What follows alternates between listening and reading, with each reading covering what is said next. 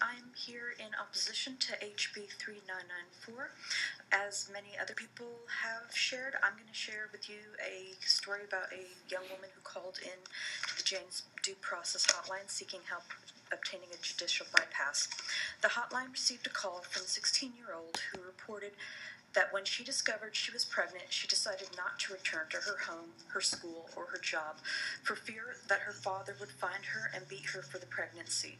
She refused to stay where she was living for fear that her father would hurt the people who took her in. The last time my father hit me, she said, was when the phone rang at midnight. He thought it was one of my friends. I was in my bed, and he started to hit me with the phone until it tore out the wall. But I didn't have to go to the hospital that time, so it wasn't reported. In this scenario, how does this abused girl seek help? If she was getting beaten at home for a phone call, what would happen to her if her family finds out that she was pregnant? Our current system of judicial bypass is not broken, and there's no need to fix it to harm girls like this girl who's already so vulnerable in this situation, and changing the judicial bypass will not help her at all. Any questions? Thank you to this panel. Is Catherine Rompel here? Okay, the last panel, Pamela Oldham. Come forward. Bianca Westrup, is that right? Dr. Sydney Meyer and Dr. Blair Cushing. So, Ms. Oldham, you can go. Hi, I'm Pamela Oldham. I live in Round Rock, and I'm here to speak against 3994.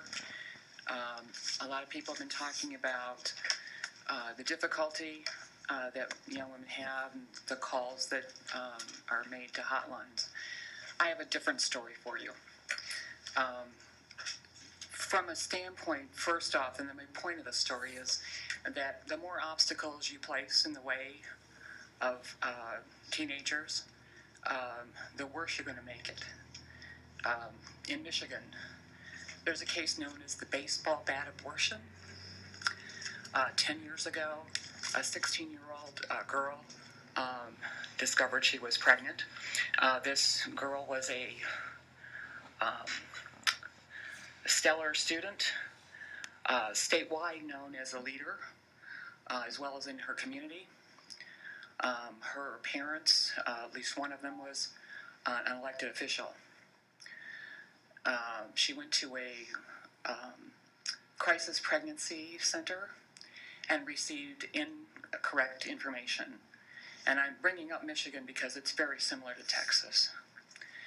Incorrect, both medically incorrect and legally incorrect. When she discovered that she could not get an abortion because the CBC had advised her she needed to wait until she was at 20 weeks before she could get an abortion, which was incorrect, she then asked her boyfriend to beat her stomach for 2 weeks. And she then finally expelled a 6-month-old fetus. Her parents never knew. So I urge you not to make this more difficult. Thank you, Ms. Oldham. Any questions? Okay, is it Bianca? Is it Westrup? Yes. Go ahead. So I'm coming to testify against HB 3994. I do volunteer work with an organization that provides practical support to those seeking abortion, such as giving transportation and child care or lodging. And many times we do get referrals, we get referrals from people from minors that need these services, and many of these minors aren't fortunate enough to have parents that they can trust, to get consent from, to even hold their hand through the whole process. And I do this work because one of my best friends had to go through the judicial bypass process alone as a 17-year-old, father in prison, and she was going to alternative school and couldn't miss any days of school because of truancy laws and her whole situation. And eventually, thankfully, a spring break was coming up and she was able to, go through the whole process during that time. So as you can see, it's very, very difficult for minors to go through that process. And I just, to add on other measures and especially, lengthening the process or requiring a government ID, adds even more barriers to young people seeking seeking this procedure.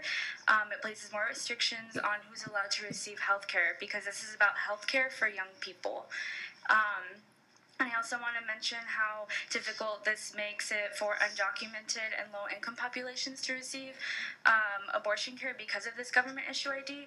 And I also want to mention that it makes it really difficult for transgender individuals who have some of the highest suicide rates in this country, to get IDs that reflect their gender identity. So how can we expect them to feel comfortable going through this process? We need to be thinking about transgender individuals as well. So once again, I oppose HB 3994. Thank you. Would you state your name for the record, please? Oh yeah, Bianca Westrup. Okay. Senator Estes, thank you for joining us. Dr. Sydney Meyer.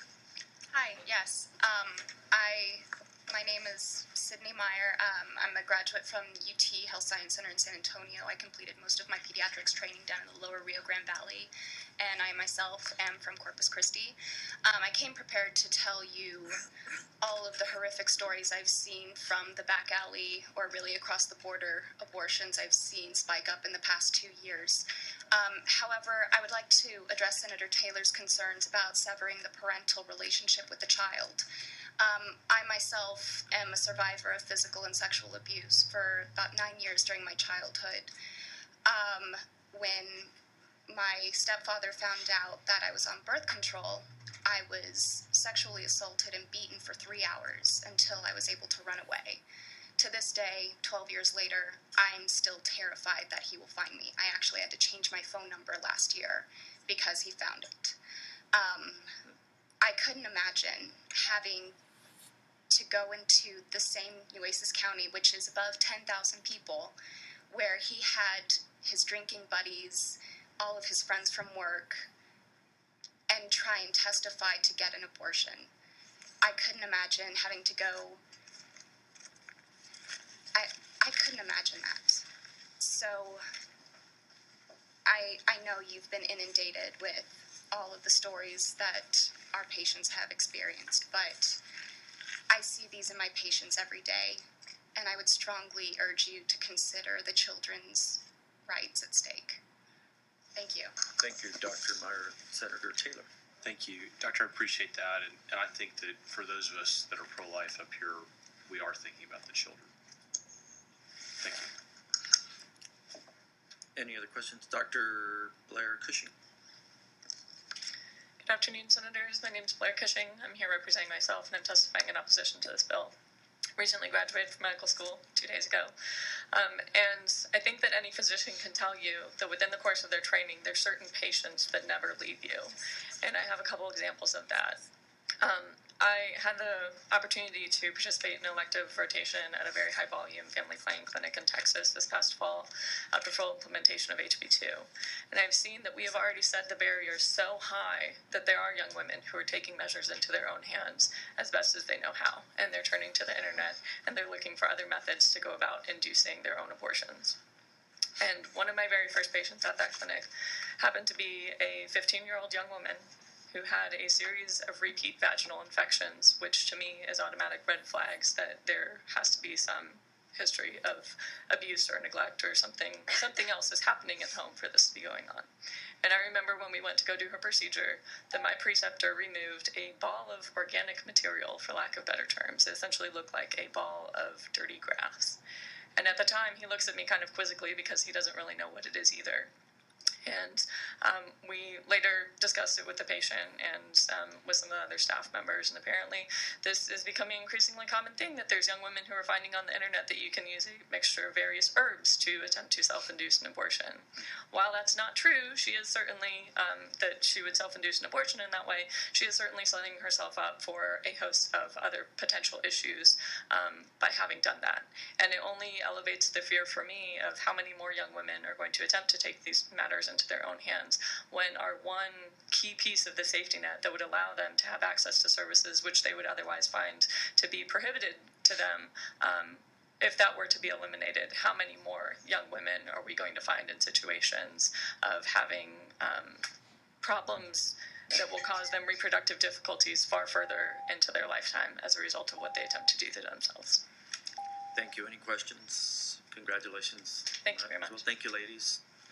Is there anyone else that wishes to testify on, for, or against House Bill 3994? If not, we will close public testimony. I want to thank everybody for coming to testify. Is there any other business to come before the committee? With no other business to come before this committee, Senator Estes moves that the committee stand in recess subject to the call of the chair. Is there objection? None?